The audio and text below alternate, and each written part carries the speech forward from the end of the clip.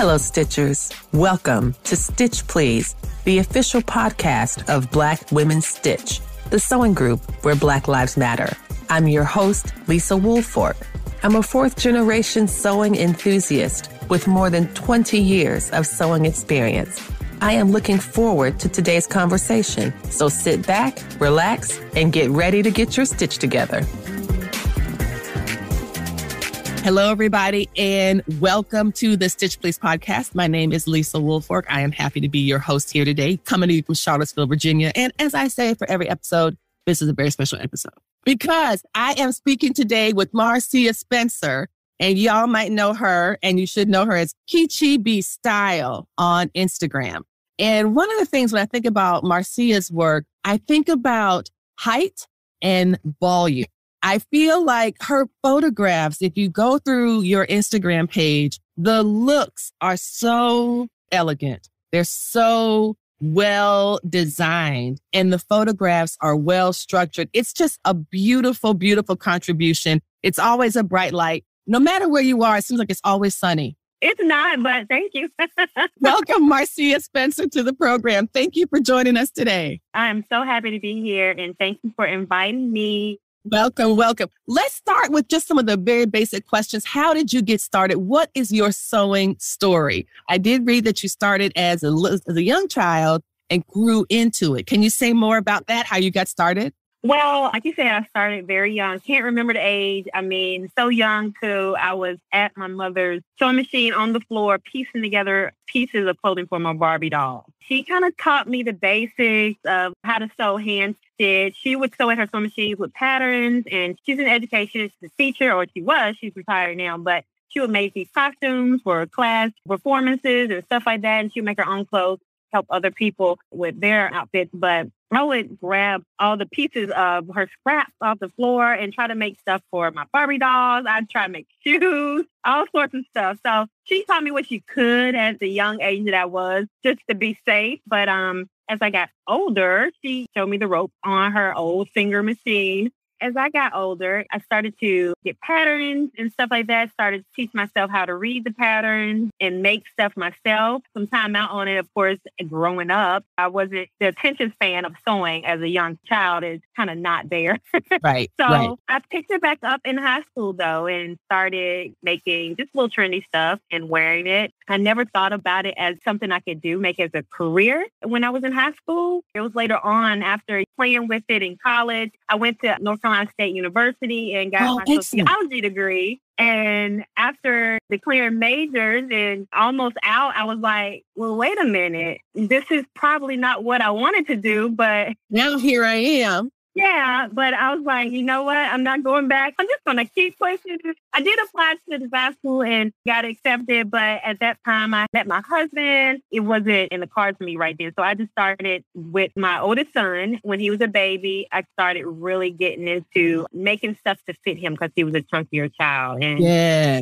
I had problems with bibs fitting around his neck. So I was like, I've sewed off and on. I know how to do this. I didn't really get deep into it or anything, but I would make bibs for him. And I actually started selling little cute bibs to people. They'll see them and they're like, oh, these are cute. And so I sell them. 2 years later, I had a daughter and that was it.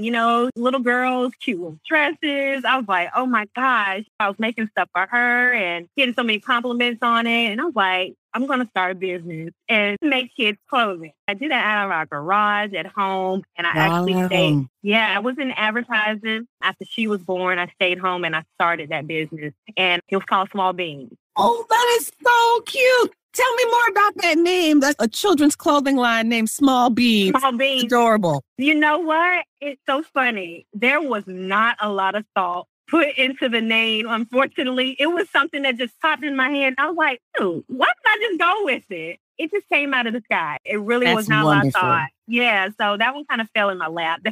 So I just went with it and I was making stuff at home and promoting it and selling it in stores or whatever, doing some time with stores in the area and selling online and stuff like that. It was pretty good. But my children were my models. I had mostly girls' clothing, but I did have some little boy stuff. I loved it at the time, but as the kids got older, of course, they were like my muse.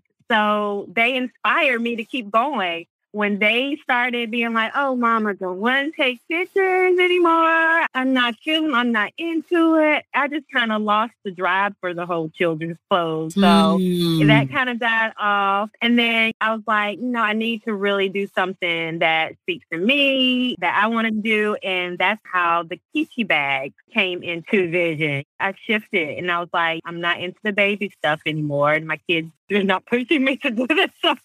You're not into baby stuff and neither are your kids. Exactly. So it all worked out. It all worked out. I love bags, still love bags, still into Keechii bags, but I want something bigger. I want more than just bags. I want the whole line and accessories and stuff. So like I said, I started with the Keechii bag. I used the same plan as I did with Small Beans. I did trade shows in the area. I did some online stuff. I promoted my website, sold in stores, consignment in stores and stuff like that. And love that. Kept doing it. Then all of a sudden, Earth Baby comes along. Surprise! Yay! You know, it's kind of like, okay. But this pregnancy was a little bit harder on me, the last one. So he's 4 now. But I couldn't keep up with the demand of what was going on. And I kind of had to push it aside. And after he was born, it was kind of like, yeah, I still want to do the bags, but I want more this time. I want more than this bag. I don't want to be known just as the bag lady. Right. I wanted it to be Keechii with the clothing and the bags and the accessories. So I said, we're going to shift. We're going to do this a different way. So that's when I started to get more into the fashion part of the clothing. And then I still driven for my bags. Right. That's something that I'm going to keep reiterating into the fashion because it is part of fashion.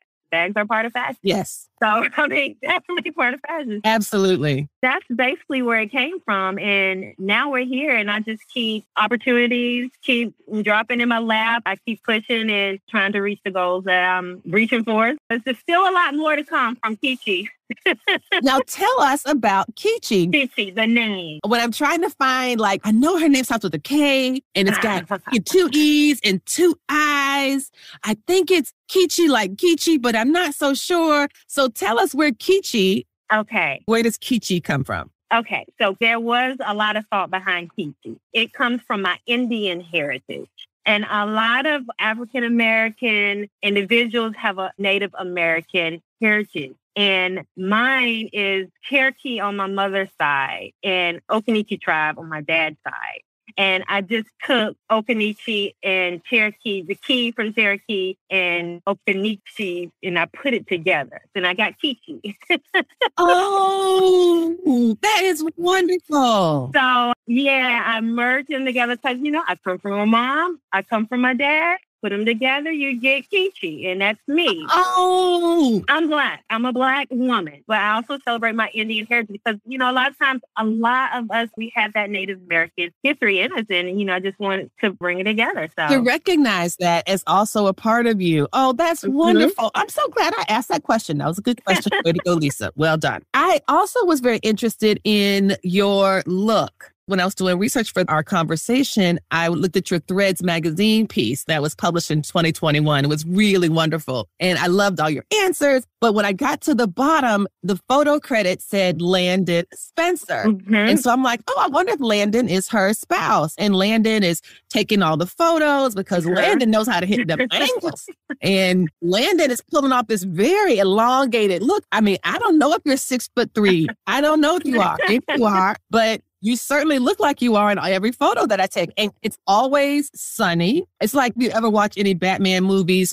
Gotham is always dark and raining. There's never any sun in Gotham. Yours are the opposite. Like, I don't think that in your world, there has never been a cloudy day. Oh, God. I look at your pictures. It's all sunshine all the time. So I'm like, Landon is a pro. Is Landon a professional photographer? Tell me more about this Landon. So tell us about Landon and how Landon has contributed to your journey, because Landon has taken some fire pictures. Okay. Of course, Landon has definitely contributed to my journey because Landon is my daughter. She's the one who started the whole, you know, thing with me. So yeah, she is my 15-year-old daughter. And I asked her to help me out with my photos. I did some modeling when I was was younger. So I've learned some things over the years about lighting. And also my husband, he works with photography, but he's not a photographer. He works on the print side and stuff like that. So he has a lot of photographer friends, and I've learned a lot from them and just picking up a little bit or whatever. I'm not a professional. I know how to, but it's hard to take my own pictures. I know how to take a good picture. It's hard to take my own pictures, but I coach Landon to try to capture what I'm trying to convey in the picture or whatever. And I've given some tips here. Every now and then she's like, Mom, maybe let's go during the golden hour. I'm like, what's the golden hour? Where'd you get that from? You know, when the light hits you, I'm like, oh, she's picking up stuff and stuff on her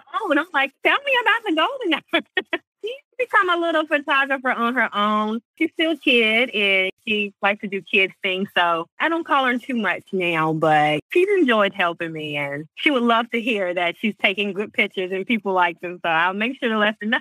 Please let her know that I have looked at a lot of sewing photography. A lot. And yours is an absolute standout. So bravo to Landon. Something else I was really interested in, and what I do appreciate about your sewing is that it seems very fashion forward or fashion driven. And I think you've described your philosophy for sewing as fashion driven. Can you talk more about what that means to you to have a fashion driven sewing philosophy or sewing practice? Like I was saying, I was into modeling a lot when I was younger, and I done my fair share of modeling in locally and stuff like that. So fashion has always been a part of me. Fashion has always been my thing. I've always been driven by fashion, picking up the magazines, Elle magazines, the InStyle magazines, Glamour magazines, and seeing all the pretty designs and pretty pictures of all the clothing and stuff. So I'm inspired. A lot of those things are avant-garde and really outlandish and stuff you can't wear on the street. That's right. Fashion does push the envelope. It does really push the envelope, but there are ways to bring those into your everyday. I am the girl that is going to make the outfit, and it's like, where are you wearing it to? I'm just going to the grocery store today and pick up the kids, but I'm going to wear it. And today is mailbox day. I got to go to my mailbox at the end of the driveway. Exactly, but you never know who you're going to run into going to the mailbox, right? Listen, girl, you don't got to explain it to me. My favorite hobby is stunting on these hoes. Yes, exactly. Oh, my God. So I'm driven by the fashion, and I want to make clothes that I want to wear. I mean, why make something that you're not going to feel fabulous in? And, you know, if you want that glamorous picture or that outfit that person is wearing in that magazine, why not have that? Make that. That's right. You can do it, then do it. You know how to sew, you can make it. I appreciate that because the way that you talk about the sewing machine or the sewing process as both a skill and an art. And that you've been able to combine, to use your sewing machine to bring those two things together. Now, when you start working on a piece, what inspires you? Because what I'm hearing you say is that you flip through magazines, you see what's happening, you see the avant-garde things. Is that your version of what I do, which is going to Joann's and flipping through the book or going through Instagram and Real Talk? I'm like, okay, what's on sale this week? Yeah. At Joanne. And now let me go track the Instagram tags for those particular sale patterns and see if anything looks like something I would want to wear. You are pulling inspiration differently, or do you do a little bit of both? Everybody has their own style. And sometimes people have not defined their style yet, but they see it on other people and they're like, oh, that looks good on you. It looks good on that person, but it may not look the same on you.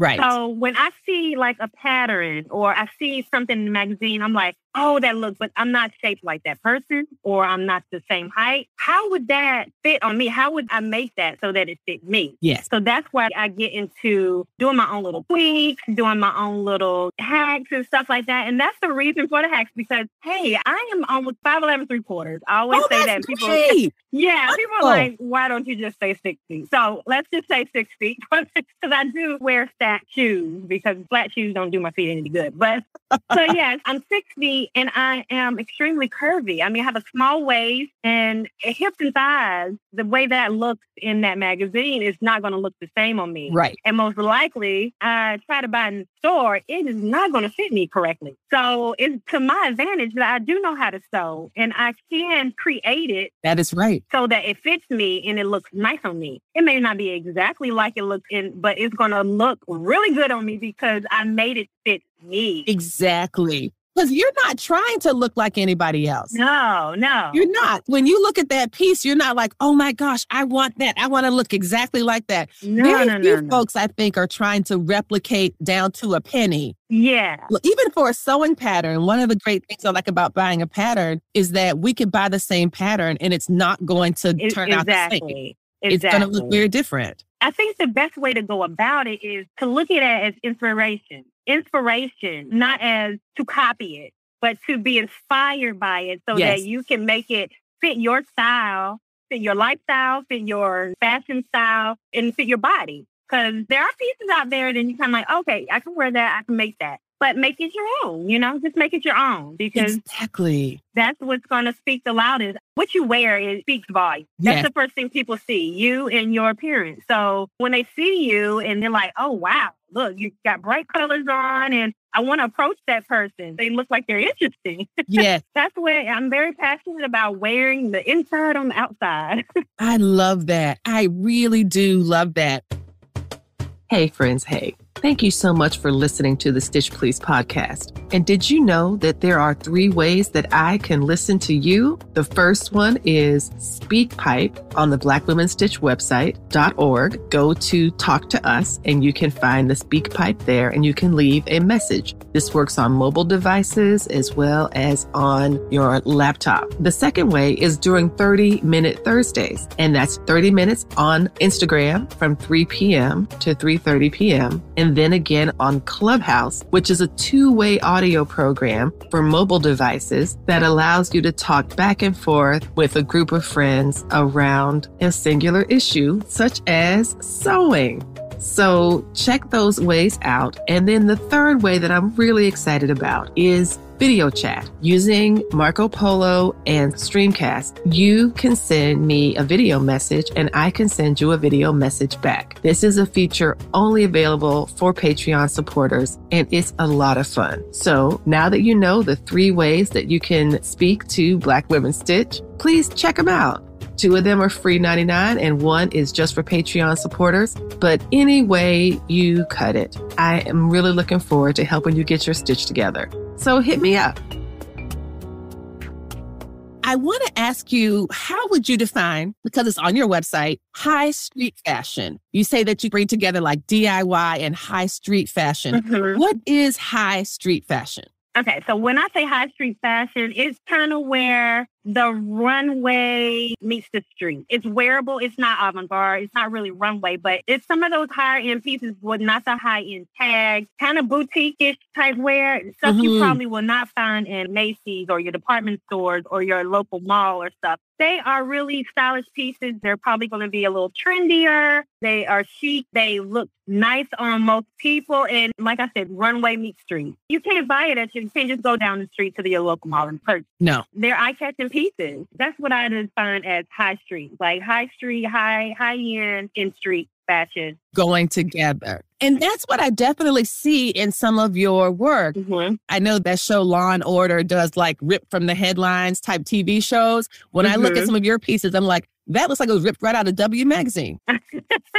That's where it's ripped from. And it's not because it's a copy, not because it's like, oh, no, she copied, because you brought it forward. It's like you're taking it from the runway and from the studios and the closed fashion houses and putting it on so you can go to the grocery store and the post office. To pick up the kids. And pick up your kids and stuff on clothes along the way. And they're like, oh my gosh, look what she's got on. And I am wearing my sweats for the 3rd day in a row. So hey, there's nothing wrong with that. Sometimes that's your move. But like I said, you're going to wear how you feel. Yeah, you sure are. Right? So if you're feeling like sweats that day, why not put on some hot pink sweats? There you go. Be cheerful. Yeah, make it cute. A little prop action going on, I really like the way you accessorize. And so I want to ask you what your favorite accessories are that you've made, and then I'll tell you the 2 that you've made that are my favorites. Okay, so the bag thing was my first thing. I love bags. I really do love bags. I like high-end bags. I like how they look and stuff like that. And so when I go into making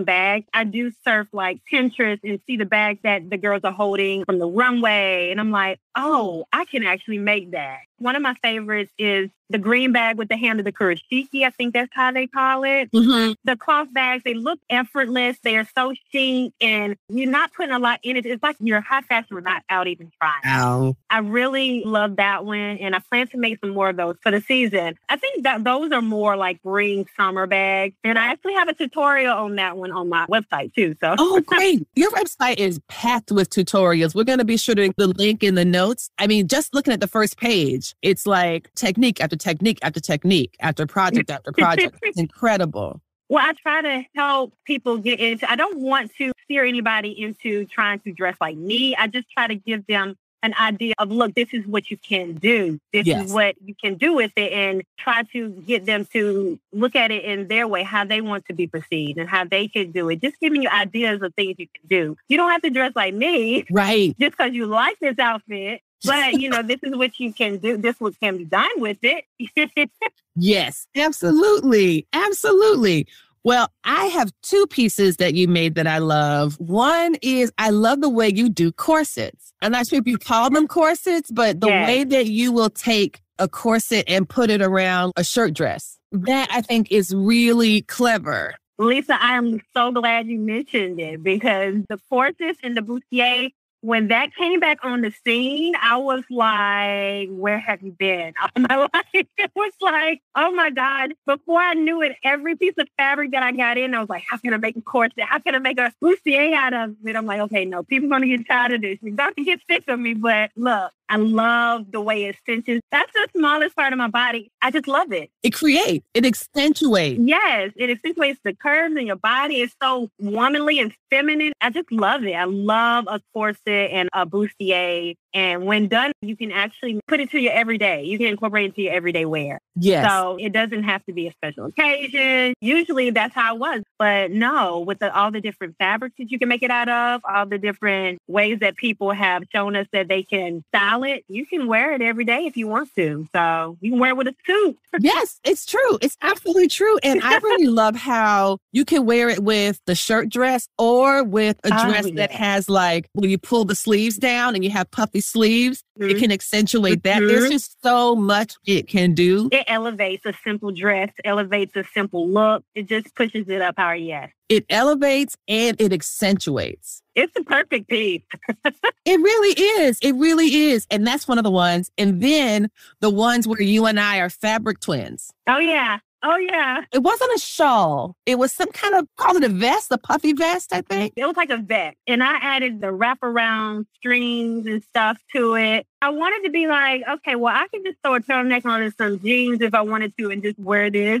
Yes. Or I could wear it with the whole quilted skirt thing, or maybe put a black skirt with it or some sort of different print skirt to match it up or something. I like to be versatile when I go about my pieces. I try to think, I don't want this to be the piece that I only pick up when I wear this. Right. I like to get the most out of my outfit. So before I make it, I'm looking at it like, if I make it like this is the only way I can make it. So how can I fix it to where it could be more versatile? And that's kind of the way I go about some of my projects. Another reason why I'm more prone to make two pieces than to make whole pieces. But that's changed with the whole corset thing because, but a lot of times I will shop a dress and be like, I want to wear a shirt, and a skirt I can mix with something else. The top I can mix with something else. So I do look at it. I do put some thought into some of the pieces. It's clear that you put a lot of thought into your look and that your skills are able to enhance the work that you're already doing. And I do appreciate how the way that you have laid out your tutorials, the way that you've done your overall sense of style, it's very inviting and welcoming, saying, look, I'm not trying to get you to look like me. I'm just trying to show you if you would like to have a similar look, or if you have pieces in your own closet or pieces that you've already made, or you sew and you have the same skills. We all got the same skills to a certain extent. You can make this too. Yes. I think that's really wonderful. I really do. I think that's great. I wanted to ask you about some of the sewing organizations and companies that you've worked with. So you're currently a mood ambassador or a mood blogger, a mood sewing network blogger, and a Bernina ambassador. How did those things come about, and what are some of the benefits for doing that? I am a Project Runway fan. So when are you going to be on Project Runway? I'm like, yeah, that makes sense. I keep feeling like this should have happened by now. I really have to get out of my own head with the Project Runway thing. I've thought about it and I've played with it in my head, but the whole competition part of it, I feel like that is just so stressful. And I just want to create. I just want to create art. Why does that have to be a competition? And why I got to make my art out of stuff you found in the trash? Exactly. Now, that could probably be fun. I've never done that before. That could probably be fun. See, that's why you're ready for the show. So I wish you'd stop playing, Marcia, and go ahead and send them people your audition tape already. Marcia wants to make stuff out the trash.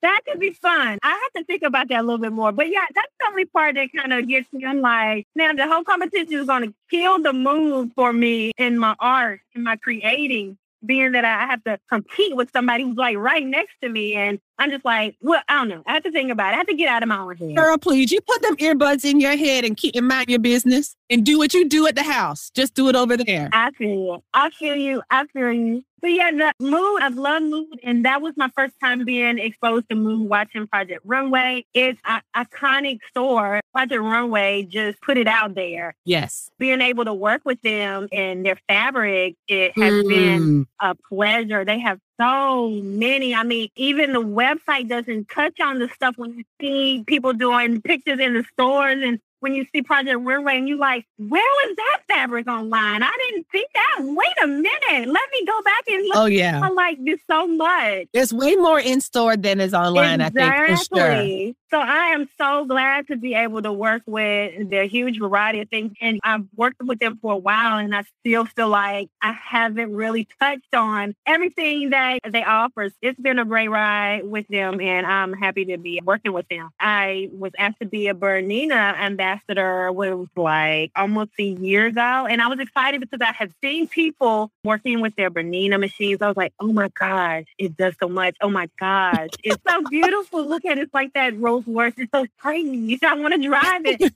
It's so shiny. Look at all the buttons. I look at all the buttons. So when they approached me and asked me to be an ambassador, I was like, why, certainly, yes. And I've been creating with Bernina, a sewing machine, for almost a year now, and I love it. I mean, it really opened up some things that I've never done. There's so many aspects to the machine that I haven't touched on everything yet, but... Even after a year, you're still growing into the machine. Even after a year, I'm still growing into it. And there's really a learning curve when you first get into it because there's so much. It's like, okay, you can't just jump in and do everything at one time. I need to focus on this first. But anybody who has a Bernina knows it's one of those things that keep learning new things as you go and getting better at it. But I love the machine and I'm so happy to be working. Bernina does their machines with numbers. What kind of Bernina do you have? I'm sorry, I haven't remembered it, but it's a B590, okay? B590. It does some embroidery too. Yeah, there's an attachment for embroidery and stuff like that.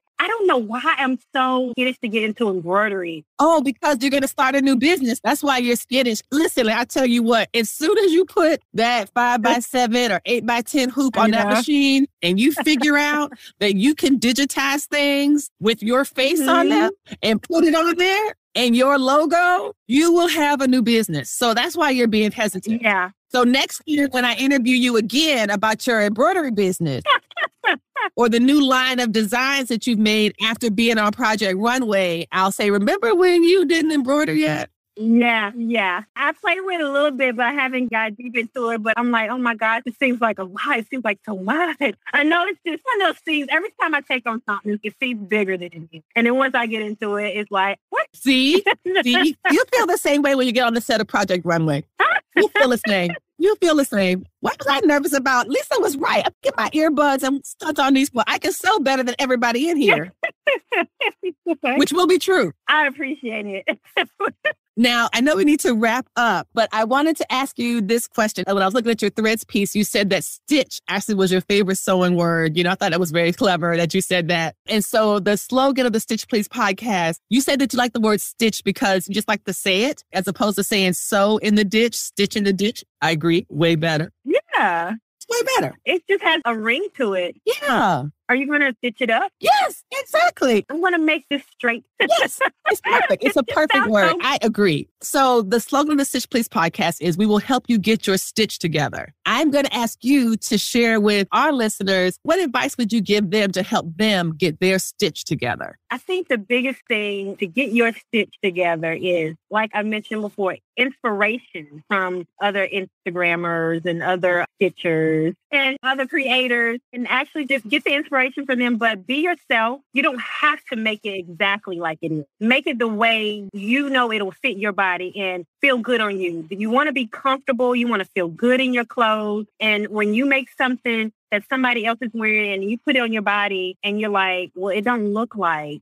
the way it looks on her. It's because that's not the way you're supposed to wear it, probably. You may need to adjust it the way. Don't be scared to adjust. Don't be scared to rip that sleeve off. Make it different. Puff sleeves are not for everybody. Everybody don't like puff sleeves. Puff sleeves might not fit your body right. I like a puff sleeve because I'm heavy on the bottom. Balance. Evens me out a little bit. Balance. You notice I usually go bigger up top most of the time. That works for me. It might not work for you. So do something else different. Don't be scared to alter it. You're going to look good in what you make when you feel confident about it and wearing it. And the only way you're going to do that is if you make it for you, not make it like somebody else's. That's perfect. Just perfect. Thank you so much, Marcia Spencer, KeechiiBStyle on Instagram. Thank you so much for being with us today here on the Stitch Please podcast. It was a blast. Thank you for having me, Lisa. Thanks so much. I'm so glad I talked to you today. You've been listening to the Stitch Please podcast, the official podcast of Black Women Stitch, the sewing group where Black Lives Matter. We appreciate you supporting us by listening to the podcast. If you'd like to reach out to us with questions, you can contact us at blackwomenstitch@gmail.com. If you'd like to support us financially, you can do that by supporting us on Patreon, Patreon, and you can find Black Women Stitch there in the Patreon directory. And for as little as $2 a month, you can help support the project with things like editing, transcripts, and other things to strengthen the podcast. And finally, if financial support is not something you can do right now, you can really, really help the podcast by rating it and reviewing it anywhere you listen to podcasts that allows you to review them. So I know that not all podcast directories or services allow for reviews, but for those who do, for those that have like a star rating or just ask for a few comments, if you could share those comments and say nice things about us at the Stitch Please podcast, that is incredibly helpful. Thank you so much. Come back next week and we'll help you get your stitch together.